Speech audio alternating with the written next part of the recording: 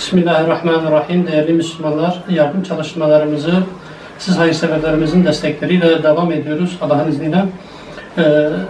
Daha önce duyurusunu yapmış olduğumuz ailemizin yanındayız, mağdur ailemizin yanındayız.